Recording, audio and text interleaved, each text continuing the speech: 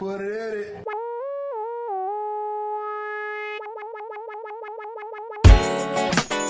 Hey, welcome. We look good. You look good. Yeah. Put this down. Okay. Fair Audio's good. How are you? Welcome to another episode of the People's Mic. I am Jimmy Peoples. Introduce yourself. Hey, yo, I'm Malorie Bryant. Get some of this table here. Yeah. All right. Trying to rush this and get it together. All right. No, come to me. Come to me. Come to you. Okay. Yep. Closer. Good job. Perfect. Yes. How are you? I'm good. Yeah. This How is are a production. You? It is a production. It is fabulous. It's just fabulous. How are you? Introduce yourself. Tell them who you are, what you do. Yeah. I'm a stand-up comic in New York City, or wherever they will send me and pay me. But yeah, I'm a comic. We met. Jimmy Peoples was the first person to give me a spot on his show. I still debate that. He was. He doesn't. You were doing comedy before. I was, but I was just doing mics and I was producing my own shows. Okay, so you were the first person to give me a spot on a show that wasn't my own. See, that's the disclaimer. Yeah, but it's true. That's true. The first. Do you know what I mean? Like the first. Yes. Yeah. Okay. Nobody else gave me a spot. I don't. Okay. I was They're trying stupid. That's ridiculous. They I like being first. Yeah. Boom. Boom. Yes. Yeah. And that's what's up. And you've been doing it ever since. Mm-hmm. You do a lot of dope shit. I try. All right. Yeah. And what how was your day? Let's start slow. Yeah, absolutely. Day was good. I'm preparing for my trip to Chicago. I'm doing the Women's Funny Fest there, and so each morning I've been like waking up and just writing, like first thing in the morning. Like sometimes I just don't even eat. I just like make my cup of tea and then I write. And I'm trying to, and I write in the sense that like I'm trying to like come in. Just poke in. They're like moles. Good. Give myself that time to just like rework things or rework transitions. So I'll listen back to. I've been doing my set like every week for the last couple weeks. So I've been like tweaking things and listening back and seeing what's the best thing. And then I'm just going to plan to do that until show date Sunday. Is that a competition or? It's not a competition. It's just a celebration of women in comedy. Okay. Mm-hmm. That's dope. You deserve it. Thank you. Yeah. Thank you so much. I'm really Do excited. you feel like you're ready? Do you feel like you're not ready? Yeah, no, I do. I mean, knock on wood, I do feel ready. Your head? Yes. There's wood over there. You want to... But yeah, no, I feel pretty good. It's, as you know, as you've been doing stand-up for a long time, like you have your best stuff, and I'm just pulling all my best stuff. Yes, as you should. I'm not doing anything crazy, but I am trying to tighten up transitions. I like the chain links, like making sure that every chain links together rather than just being like, rapid fire, 8-minute set, let's do it. It's like, nah, let's like take my time. Is it 8 minutes? How much time? 15 minutes. 15 minutes? You can rock that. Yeah, absolutely. Right. That's exciting. Yeah. That's like just enough nice to get comfortable. Chunk of time. I can get comfortable. I can say hello to them. I can talk. I don't have to, focus on just like joke. I can do all the jokes, but also feel comfortable. Nice. Yeah. You pulled me aside. You said you wanted to. You had some stuff. I had some stuff. I go. Yeah. I never know the transitions because sometimes people come in like, look, I want to talk about this thing that happened to me. Yeah. And there's no transition to it. Transition. Okay. Into this is what I want to talk about. Yeah. Okay. So when I first met you, I knew, and I feel like the other day you were talking about like. Positive affirmations, positive books, positive things that you are into and that you read, and I'm into all those things as well. And I think that sometimes when you're all the time, when you're going through this whole like stand-up world, the vibe, you need certain little like keys, certain little nuggets to like help you continue the process, because it's definitely not going to be easy. And there's definitely you're going to ride a roller coaster. You're going to do an incredible set Friday night and then do the exact same set on Saturday, and it's shitty. Yes. So it's like, how do you get through? What are your steps towards success? Treating your failures like they are successes.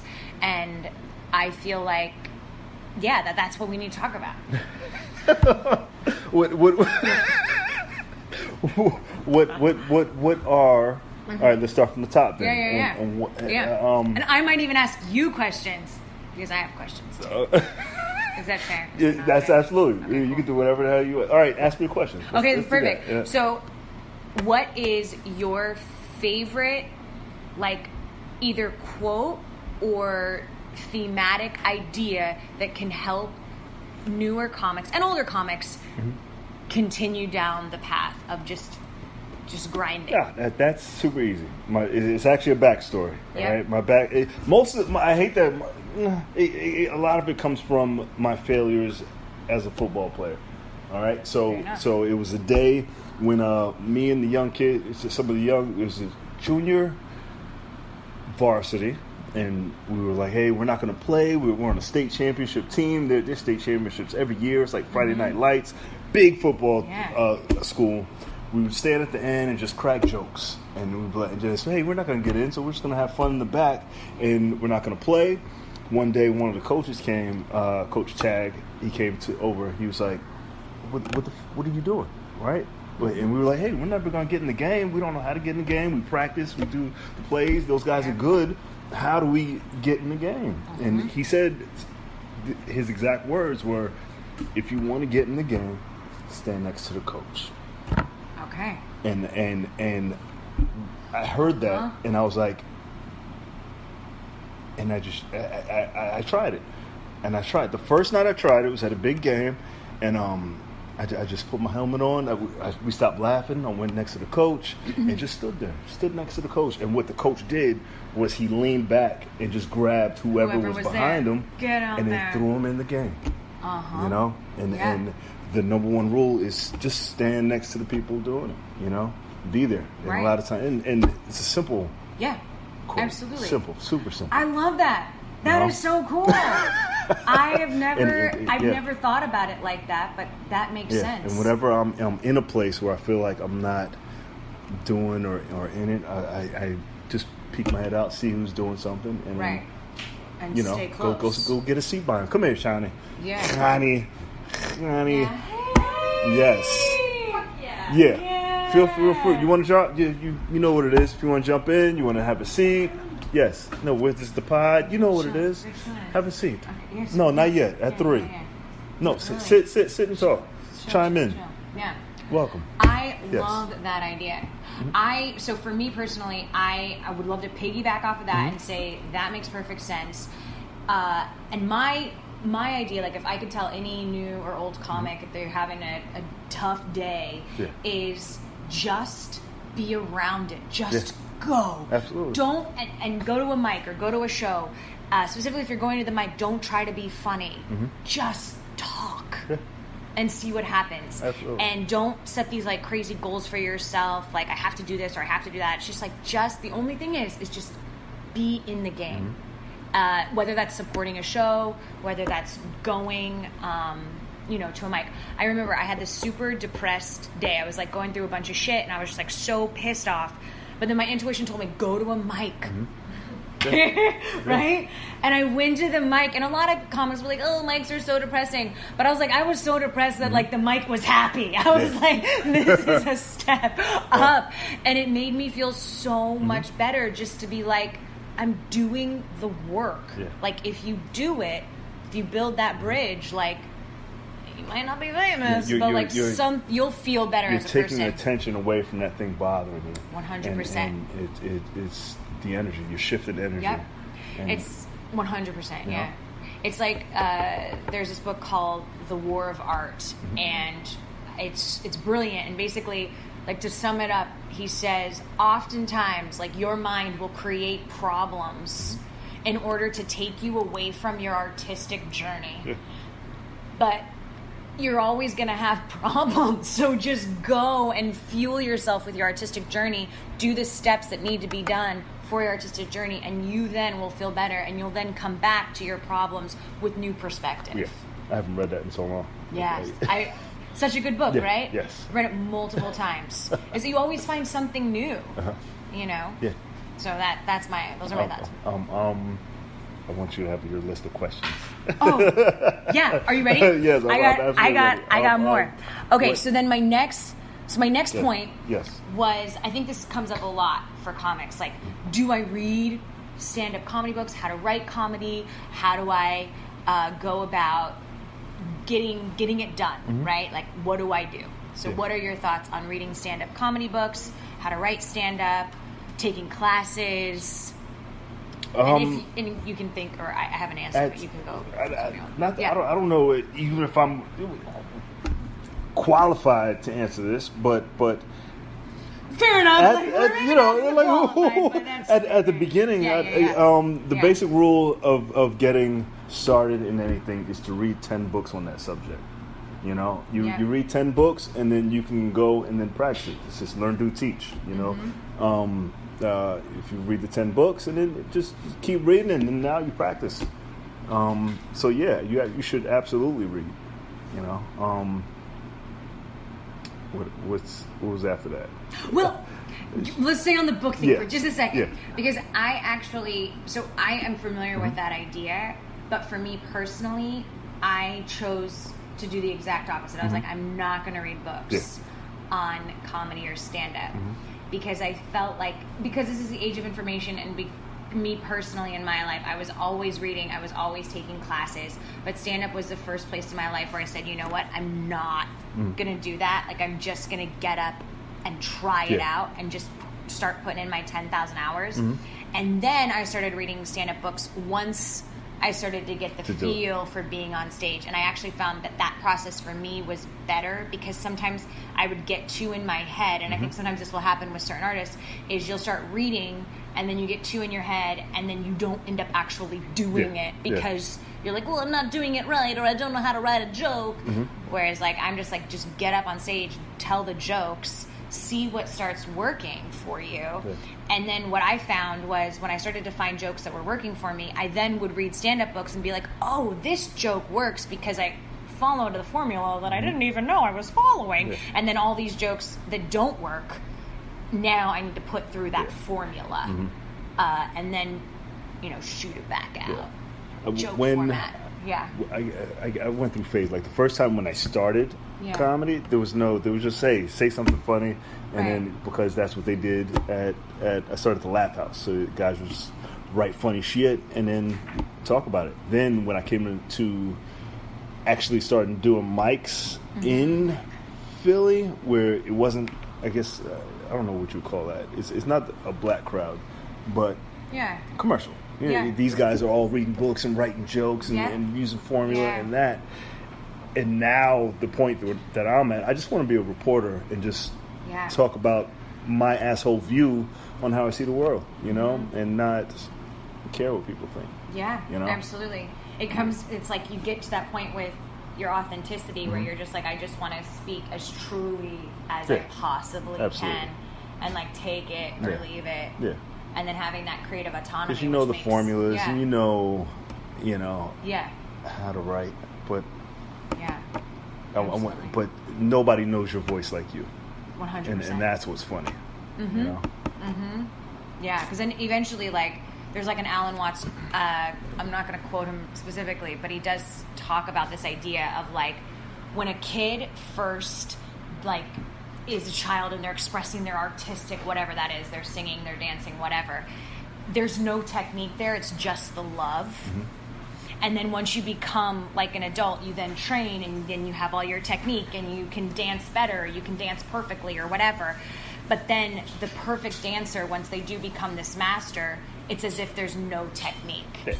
And it's like the same thing like what you were just saying. It was this idea of like, once you start writing these jokes that are brilliant and amazing and from your own voice, it doesn't look like there's technique. It's like it's been ripped from technique. Because it's passion. It's the love exuding. Okay, cool. Next question. Cool. I'm so excited. I'm just having so much fun. Okay, so I have like 3 more questions. I think we can fit it all in though. No, we got time. Okay, coolio. So like, what? If you guys want to chime in, feel free. Feel free. It's not. Okay, never mind. Okay. So being that you put me up at your show, you're the first person to give me a spot, right? Producing shows. What is some of your advice on producing shows? I know we've both done it from different standpoints, and if you were to tell another comic or another person in this industry What are some of the big things that you learned? Some of the things, pitfalls, pros and cons? Depends on what kind of show and where you're doing it. If you're just doing a bar show, the basic rule is find a place that has foot traffic. If you're super new and don't know a lot of people coming in and say, I want a show, find a place that has foot traffic. Talk to the owner and find an owner that likes comedy. That's a rule breaker. Once you come in and they don't like comedy. Yeah. And they will shut that shit down for football night, for Monday Night Football in a minute. But if they like comedy, they have a space. Hey, you can use this space, and you can go 1,000 times farther with a bar owner who's interested in comedy. Because, I mean, I've seen bars toss you money to pay for comics, but and you can get that. You should get that. You should get a budget, and pay comics. A lot of places don't. Jersey does that. Jersey promoters, better, because a lot of those owners, I don't know why they're so different from New York, but they're interested in live entertainment, so they'll support it. Yeah. There was one more. I don't want to get. No, I think into. I think that's great advice, because I do believe that sometimes, like, people, like you said, the owner won't like comedy, and so then your show will get canceled. Yeah. Last minute, and you don't want that to happen. I agree with foot traffic, and I also think, so say you can't find that venue with foot traffic, or you can't find a venue. How to find a venue? Basic. What do you think? Do you want to go there? The two sites that are out are Free Mics and Bad Slav.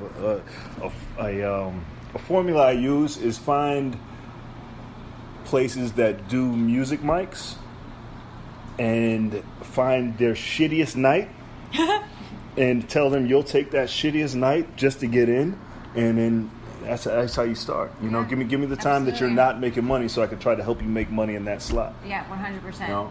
Yeah, I think that's great. Right. I agree. I think the other thing that I would just say is that, like, if you can't get a weekly or you can't get something at a specific venue, to produce your own show. That was the one thing I did right out of the gates, was I really wanted to produce a super great show. So I rented out a space, and I charged, a little bit of amount for tickets just to help me pay for the space.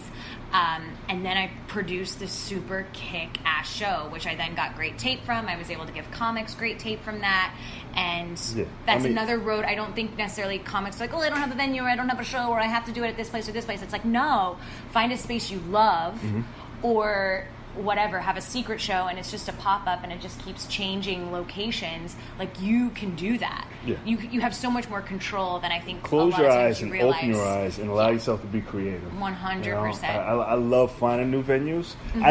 Me personally, I like the grassroots guerrilla, not paying any money and making something from nothing. So and I don't mind paying money. But so because I know you can make it back to a certain degree. Yeah, there's plenty of places you can rent out a place easy, and you can. There's apps now where you can just get a space and then do whatever you want in that space. So that finding a venue shouldn't be hard at all. You can. Okay. Yeah, absolutely.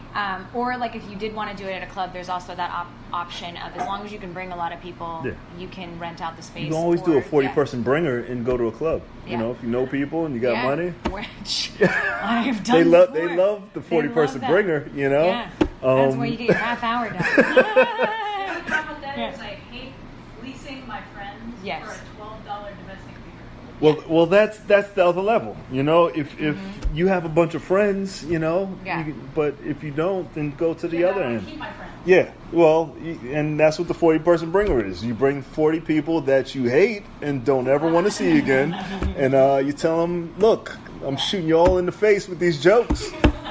Yeah. Who to what? Yeah. Do it. Good. Okay, so that was one thing, and then I also like to piggyback on bringer shows. Just so you know, I agree with you 100% because I don't want to pimp out. I call it like pimping out my friends. Like, I don't want to do that. But one thing that I think is great is, say you did want to do like a longer set, or you did want to produce something yourself. What I recommend is renting the venue so that there is no drink minimum. Yeah.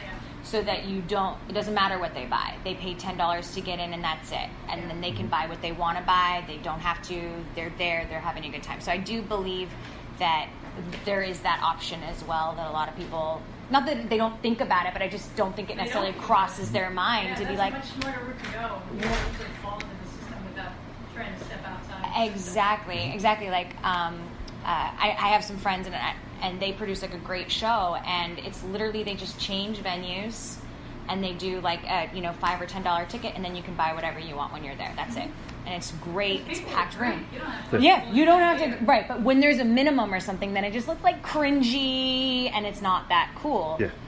But also, I think a great way to get your friends to see you is in a light that's like really, whether you're doing 10 minutes, it's hard to get them to see you in 5 minutes because what can you say in 5 minutes, But set yourself up for success in that way. Yeah. Okay, cool. Okay, so, and then that's kind of like tapping on bringer shows. I also think like, go ahead, what were you going to say about? Promoting included in that? Yeah, let's talk about How promoting. do you feel about using social media as promoting your show? So I think some comics do it really well, and I think other comics don't do it so well. You post your show on Facebook, we all know about it, and then we're all going to ask you for spots on your show, which is like part of it.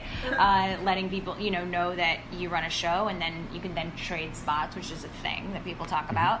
But to just talk about the idea of just simply promoting your show, I think that social media isn't necessarily enough. The way that I always, if I'm doing a big show and I really want people to come, you have to text message. You have to write to people as a person, because social media. You opened my mind to that. Yeah. I think because when I was doing a show, I was like, it was a bigger show than I was used to doing. Okay. And I was like, how am I going to fill this place? Yep. And it was like, just ask people one by one. It's a long time. Yeah. But I was like, no, people, I don't want to talk to all these people. No. But I want them there. But, yeah. But it works. Yeah, 100%. Absolutely. You send those text messages, because here's the thing, like everyone loves stand-up at the end of the day. Like, maybe there's like a few, like 1% that don't like it, but everyone wants to see you do stand-up, okay? Whether you bomb or whatever, they want to see you, they want to support. So you have to send genuine messages. Like it can be, like a copy and paste, but it should say directly to them, no group messages. If I was writing to Jimmy, hi Jimmy, I hope all is well for you. I just want to let you know I've got this stand-up show coming up. If you can make it out, that'd be great. Here's a comp link, or here's a discount ticket link, or all comics get in for free. It'd be great if you could come. Yeah. That's how you get people to come to your shows. As a personal trainer, I forgot how much I liked cold calling people. And that, it was. I like it. A lot of people don't like calling people. But because you got to call clients and follow up and get new members to join, and they give you this sheet in personal training. It's like cold call sheet. It's like sales 101 that you call each one and be like, hey, you coming in for this free training session? But it's the same way as promoting your show. Be like, hey, I got the show, and people like hearing your voice. When you. That's brave. Excuse me. Sorry, thinking about burped. No, do it. That's very brave. Very brave. Yeah. Very brave. No, that's awesome. And when you call them one, be like, hey, I'm having a show. I need you there. It was easy. People really come out. It was that muscle. We have a really big show on Friday. Text is fine, but if you call them and say, yo, I need you at this show. Yeah, but like to talk on the phone. No, real quick. I'm not telling you about your life. Be like, look, I'm really having this show, and it just shows them how important you are to this show. I message people a lot because it was a big contest I was in. And, and how that response go? Say your name too. Tom DeSillis. Yeah, I was in the final round of the Long Island Laugh Off. Yeah. Good for you. But when you text people and say like, hey, final round. This is like really big deal. Yeah. I had like 40 people. And still come. For real. Yeah. Still come. Still reaching out. And then they'll help you out too if they think they really like your act. They'll bring people. They will bring their friends. Yeah. Come see my friend. Yeah. Absolutely. Really awesome. So, yeah. Yeah, and I think like when you do those texts, you can't do them every weekend. No. You got to do them like twice a year. I feel like you do the whole like. Oh, you're come burning. on, You're sorry, burning. like come on out, like call. And then I also think it's really important to when you meet your friends or when you meet people wherever you work or whatever you do, your freelance stuff. I have a list on my phone of people I'm supposed to invite to shows, and just keep that list because there's going to come a time when you're going to have to call on those people and you owe them a text message or something or a phone call or whatever if you're brave enough to call. That's cool. You know. Not every day, but that's the like you said. Absolutely. You can't do it every day. It's like I feel like it's like twice, maybe 3 times. That's the Mayday bomb. That's you know. And you should be doing a lot of time, or it should be a competition, or you should really be at least 10, 15, 20, 30, whatever you can do. Yeah. What were you gonna say? Oh, my name is Connie. I just wanted to say that I produce a monthly show, and the only way that I've had success with getting people there, and it's been really successful, is with text.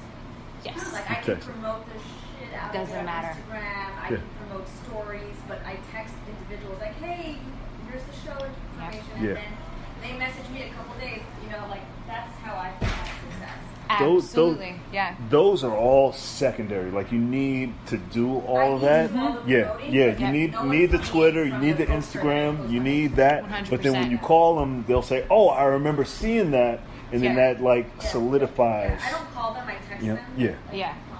Oh yeah. But No, totally. Yeah, I had a show last night, and I had 2 specific friends that I was like so excited that they were coming, and then I didn't see them. And she messaged me this morning. She was like, "I tried to get in, but it was too crowded." Good job. That's a good problem. I was claustrophobic, so I left. Damn good problem. There was only standing room in the back, and I was like, Wow. Yeah. That's amazing. You're like, I'm famous. Message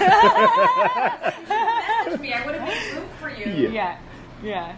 So she books shows. Right. Would be friends with Honey, and she's like, "Oh shit." You go, no, now. A bunch of friend requests. I accept that. There you go. Yeah. Totally. What you got? That's the truth. No, I agree with all that. Okay, so my next question was, and it's we totally have to go, but I think this is a perfect way to close it. Good. How do you give back? So when you do produce these great shows and they're monthlies or they're weeklies, what are your ways of like giving back? And so I have my thoughts, but what are your ways of giving back to other comics, giving back to this whole world of stand-up? Like, what are some of the things that roll through your mind? Besides time, besides time. You want them to roll. You want them to do more for other people. Like I guess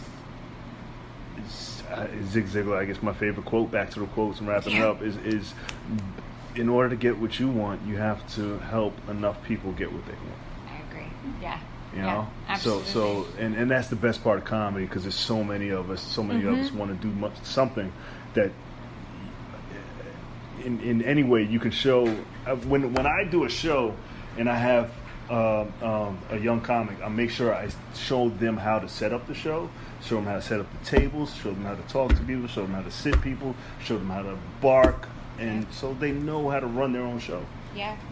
And that's what you get when I feel like you get when you do a show with somebody who's been doing it. Right.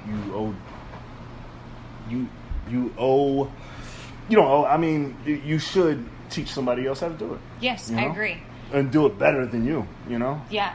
Maybe not better. Well, just get in and do it. And that's what I try. Shit. No. I agree with you, and I think one thing that I started recently doing, as much as I can, is the idea of like helping people, teaching them how to bark, teaching them how to, because one thing I've noticed recently about barking, and if y'all don't know this, or if you're barking for your own show, talk to them like they are people. Do not yell at them. Absolutely. Do not get angry if they don't want to see your show and they're going somewhere else. It's like, if you're nice, they might actually come back to your show. If their thing down the road didn't work out, they will be back at your show. But if you berated them, they will not come back because then they think you're going to be that shitty comic on stage. I remember talking to somebody else somebody older than me who used to do shows, and he's like, why are you so nice to people? Why do you help people? And I was like, ew. Like, how are you supposed to be? Like, he's like, no, I don't help. I make guys do it, and then if they want to do it, and then I'll get somebody else. Yeah. And I was like, so you don't show anybody, you don't teach anybody, that's. Yeah. That was, I don't know. It was. That's weird. I couldn't comprehend. That's also not you though, because back to the Zig Ziglar quote, like you want to help people get what they want, and I think.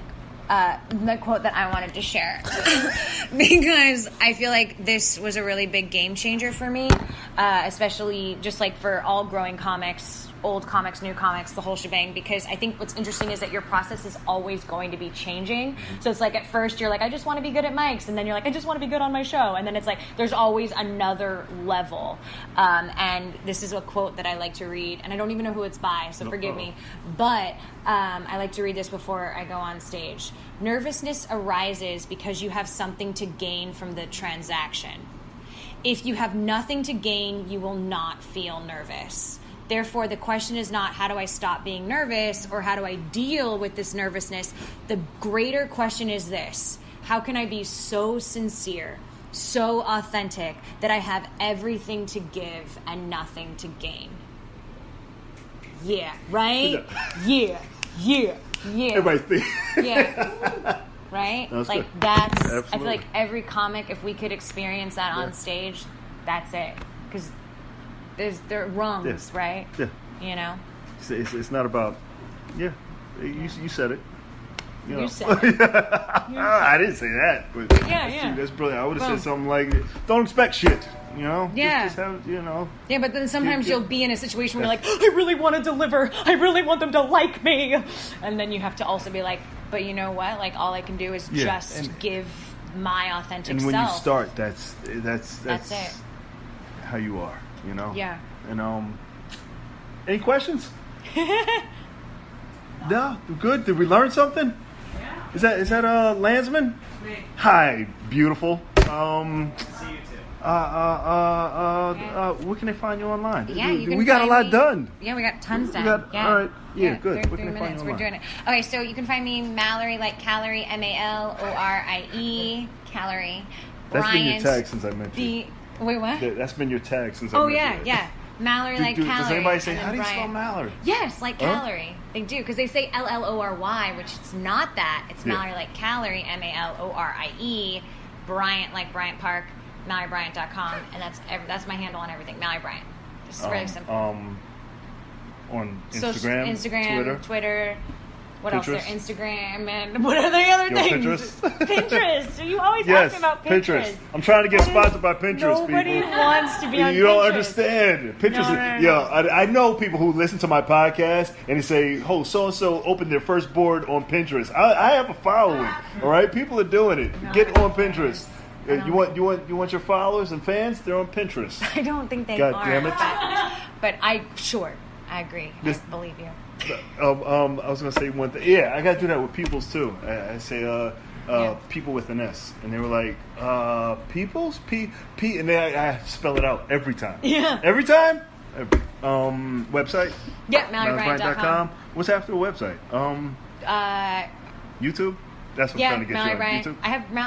You have I'm your name on YouTube? I do, yeah. Oh, you have numbers because you have to have. I have Mallorie Bryant on everything. That's so fucking cocky. Yeah, because you have to have 100 subscribers in order to get your name. So you have that? I don't think guess I you do. 100 subscribers. Yeah, you do. I don't think so. Okay. I don't know. Give it up for her one more time. Damn good. You can find this wherever you can find podcasts, on iHeartRadio. I'm drawing a blank. Spotify. This and Blog Talk Radio, JimPeoples.com. We are on YouTube. Nick Crespo, our chancellor, is late as fuck. We're gonna be on LiveMe.com. It's a new app they're trying to bring to America. It's in China and London. The amount of followers you get, people actually watch. So it's young kids who watch. So if you can download the Live Me app, we'll use that next time. I'll have you back in a month and we'll talk do it again. again. Give it up for one more time. Thank you. Yeah, thank you guys. Cheers.